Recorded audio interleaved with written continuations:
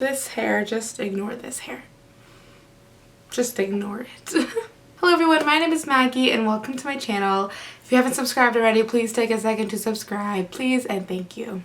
I hope everyone had a wonderful holiday, whether you celebrate Christmas or not. Hope you had a wonderful December, a wonderful long weekend. And I sure did, and I took a little break because I was completely overwhelmed with Christmas and obligations and presents and things, but I'm back. I'm happy to be back. So if you're following me last year, I think I posted 12 non-diet New Year's resolutions, and those were kind of just like vague, applicable to everyone resolutions, but this year I'm doing specifically non-diet resolutions for fat babes. I love New Year's resolutions. I love the feeling of starting a new year, and I love the possibility it holds, and I feel like I spent so long secretly thinking like, you know, this year is the year and by Christmas of next year I'm going to be a size this, and it never happened. And I think this is the first year where I'm actually letting go of all that. And I have a couple resolutions, my own personal ones, that I'll share with you at the end of this video, but for right now let's do the 5 non-diet resolutions for fat babes. First one is to up your Instagram feed.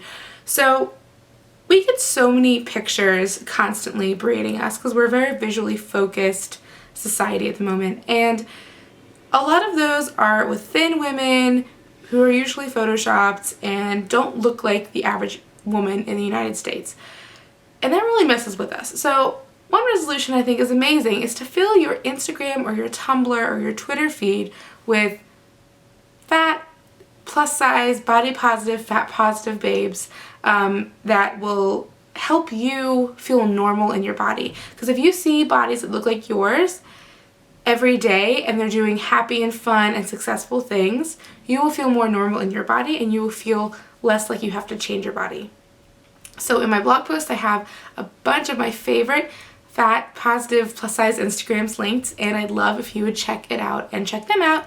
And you can also follow me if you haven't already on Instagram. Second resolution I have is to educate yourself. So if you consider yourself body positive or fat positive or in the body acceptance movement, how much do you really know about all that?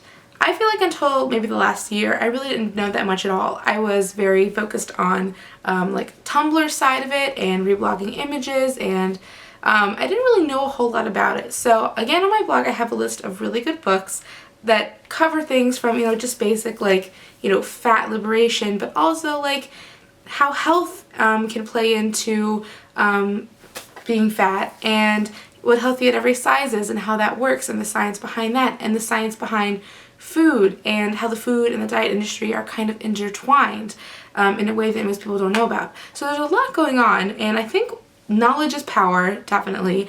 And if you haven't read any of these books, or if you haven't listened to any of these books, I have a bunch of suggestions on my blog. I think you should at least try to read or listen to one of them, because once you start hearing the science and the reason behind the mantras that you hold true as a body positive or a fat positive person, it reinforces it and it helps you not second guess it.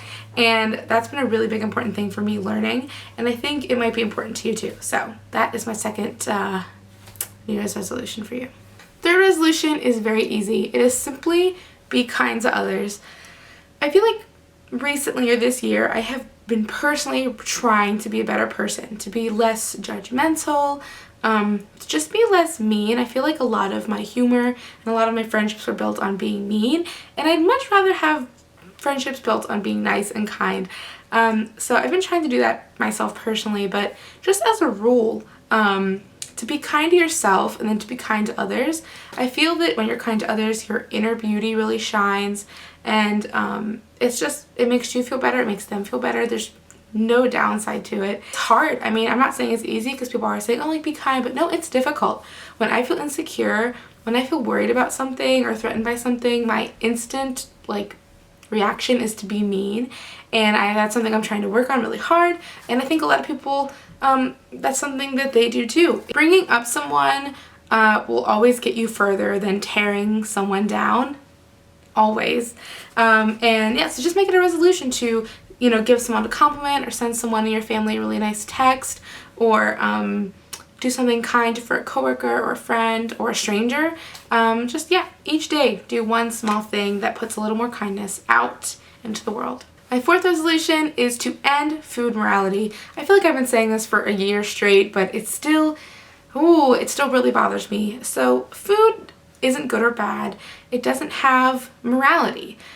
And saying things like, I'm so bad for eating this, or I'll be bad, or this is bad for you, this is good for you, this is healthy for you.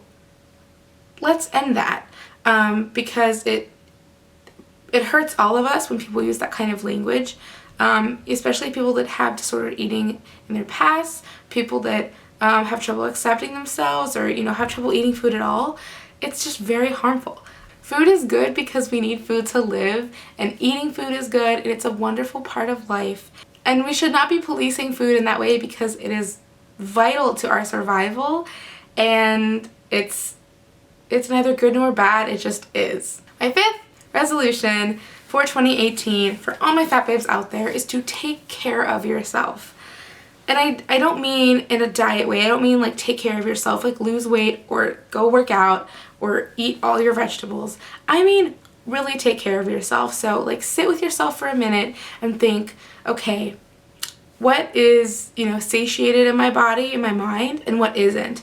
And give attention to the things that aren't. So if you don't get enough sleep and it's because you're staying up too late playing video games, limit that. Look for apps that help you meditate or help you relax at night. Look up best practices for getting the best quality sleep. So I would say set, a little reminder on your phone and your calendar every month to check in with yourself and see what part of your care needs extra attention, and give yourself that extra attention that month. Because there's so many small things that add up to our health. Our health is not just the food we eat and the exercise we do. It's how much we sleep, it's how much water we drink, it's how much time we spend worrying and stressing. It's a bunch of smaller things that add up to a whole person. So take stock of that, give attention to what needs attention, and do that throughout the year. Well, that's everything I have for today. I really hope you like this video. It's kind of a tradition to make a New Year's resolution video for me now, and I love doing it every year, and I love having a theme every year, and I hope you liked this video. So please give it a thumbs up if you did. Leave me a comment below if you're going to be doing any of these resolutions, or if you have your own resolutions. Let me know in the comments below, because I love hearing them. My personal resolutions for this year involve a lot of learning. So I want to learn the piano.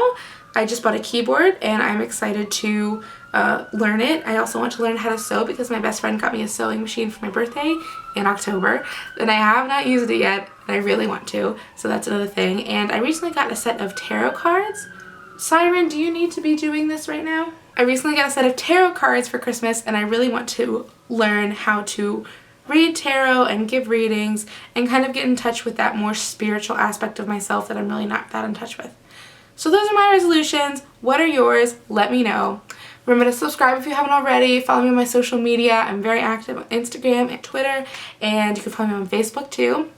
And yeah, thanks so much for watching. Thanks for your support. 2017 was a wonderful year, and I can't wait to see what 2018 holds. So have a wonderful day. I love you, and I will see you next time. Bye.